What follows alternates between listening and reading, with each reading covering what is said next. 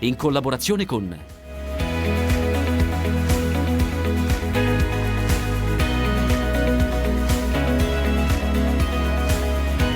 AgriBanking, il tuo partner di filiera.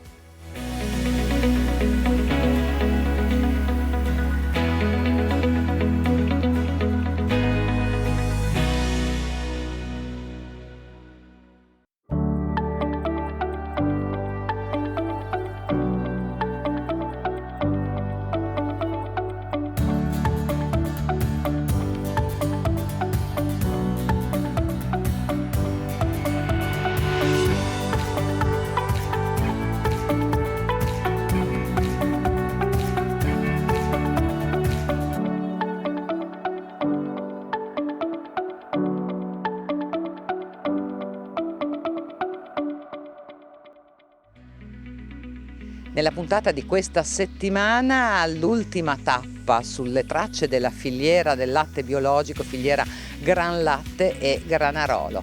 E oggi siamo venuti a due passi dal mare, siamo a Mandriole, provincia di Ravenna, per capire come biologico e grandi realtà aziendali possano andare assieme. Oggi vi porto nel comune di Vernasca, siamo in territorio piacentino, qui viene prodotto il Vin Santo di Vigoleno, una vera e propria nicchia produttiva, stiamo parlando di un vino a denominazione di origine controllata, una delle più piccole a livello nazionale. Si producono complessivamente in 6 cantine solo 1500 bottiglie di questo nettare, di questo Vin Santo. Ha un disciplinare molto rigido, deve essere invecchiato almeno 60 mesi. Parleremo di questo, abbiamo fatto visita ad una di queste cantine che producono questo nettare. E noi vi raccontiamo una bella storia, quella del ristorante San Domenico di Imola, ma lo facciamo aprendo la scatola dei ricordi, le foto dell'album dello chef Valentino Marcattilli. Oggi facciamo un'altra tappa nel nostro viaggio lungo la filiera del latte biologico, la filiera Gran Latte e Granarolo.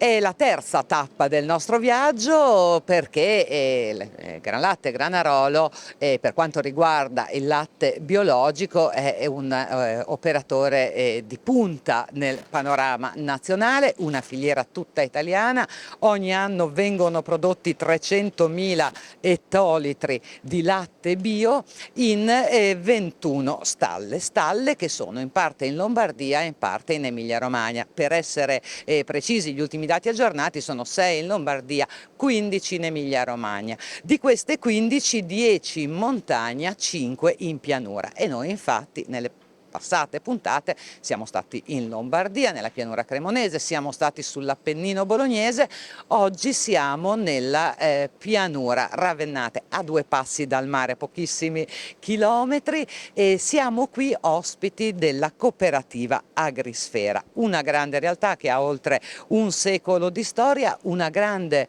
realtà anche come dimensioni. Intanto questo è un luogo storico, per chi non lo sapesse, a poche centinaia di metri da qui è morta Anita Garibaldi, quindi è un luogo anche importante per i libri di storia. Ma a parte questo inciso, dicevo, Agrisfera, una realtà estremamente importante, 4.000 ettari e una scelta già di diverso tempo fa, di diversi anni, 2016-2017, di convertire gran parte della produzione al biologico e di produrre latte biologico. Ma questa è una lunga introduzione, adesso entriamo nei dettagli. Qui con me c'è Giovanni Giambi, che di Agrisfera è il direttore generale. Allora, noi abbiamo visto tante realtà, ho detto prima, siamo stati in Lombardia, siamo stati sull'Appennino, dove produrre biologico è un imperativo, zone bellissime, zone difficilissime, non si può fare però l'agricoltura dei grandi numeri, lì l'agricoltura è presidio del territorio.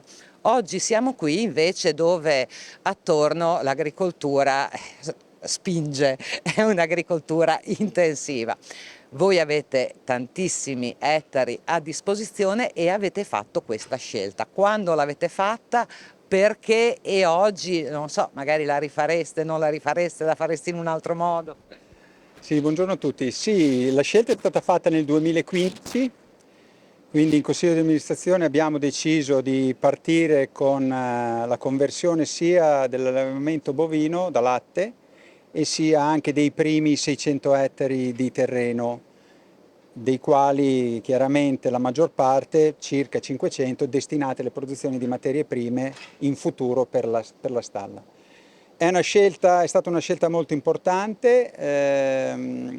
Per quanto riguarda l'aspetto dell'agricoltura, chiaramente è stata una scelta che veniva già da un imprinting che ci eravamo dati su tutto quello che è il concetto di sostenibilità, che oggi direi va molto di moda, ma è sicuramente invece un processo da perseguire in maniera seria e convinta.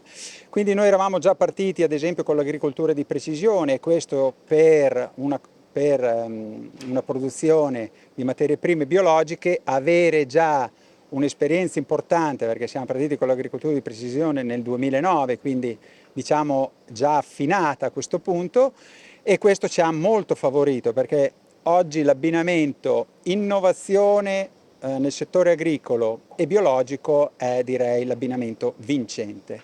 Senza innovazione probabilmente il biologico è molto difficile.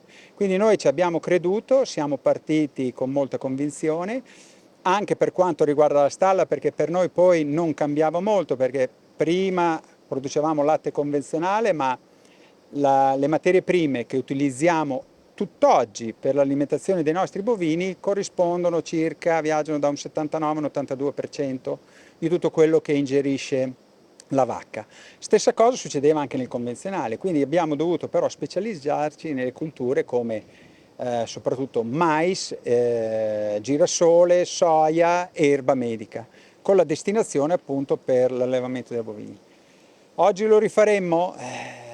Direi che per il credo proprio di sì. Siamo convinti che questo tipo sia di agricoltura e di allevamento zootecnico biologico possa essere veramente un biglietto da visita importante e immancabile per un'azienda che vuol fare della sostenibilità seria e vera il suo futuro, anche perché poi dobbiamo pensare a chi verrà dopo di noi. Diciamo che oggi affrontiamo una problematica di mercato importante. Dopo i primi 5-6 anni sia la parte agricola, quindi i prezzi delle materie prime, ma purtroppo anche il prezzo del latte biologico ha avuto uno stop importante.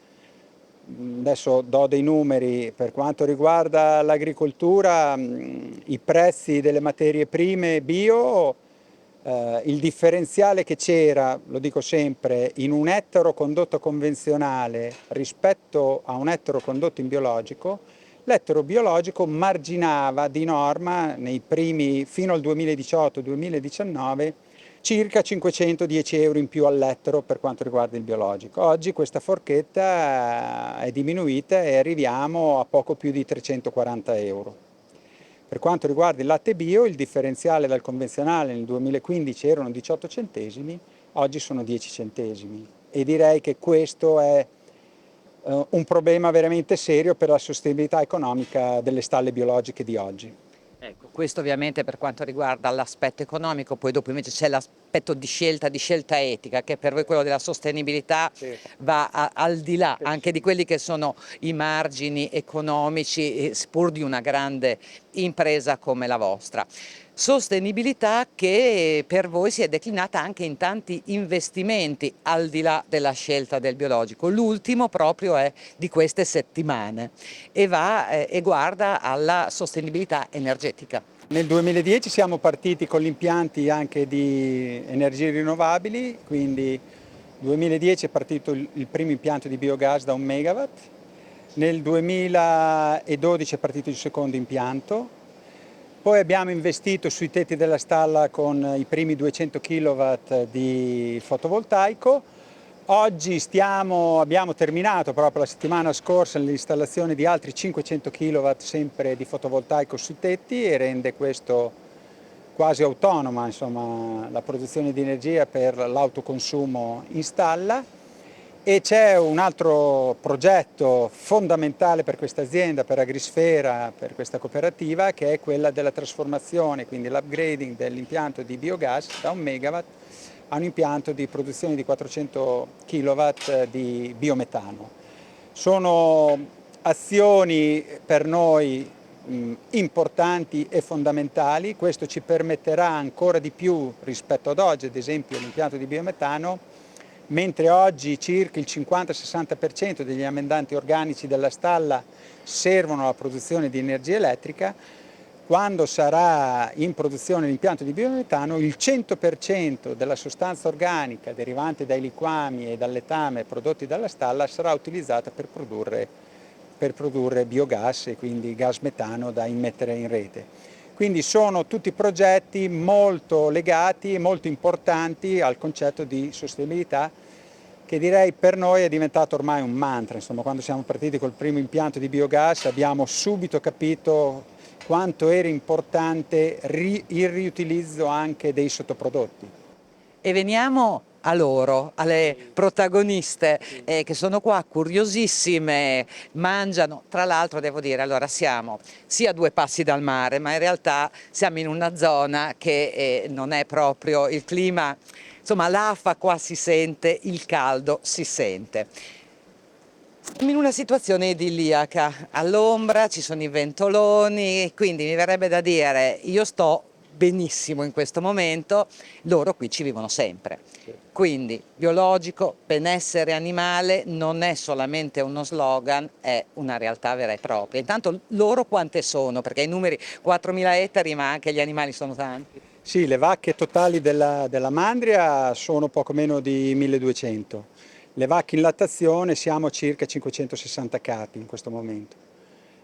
Qui siamo nella stalla chiaramente dove l'ambiente deve essere il migliore possibile, dobbiamo creare un ambiente il più sano possibile per l'animale, perché appunto il benessere animale per noi è fondamentale, che se ne dica magari in tante altre trasmissioni, ma per gli allevatori seri il benessere animale è il primo obiettivo di chi gestisce una stalla.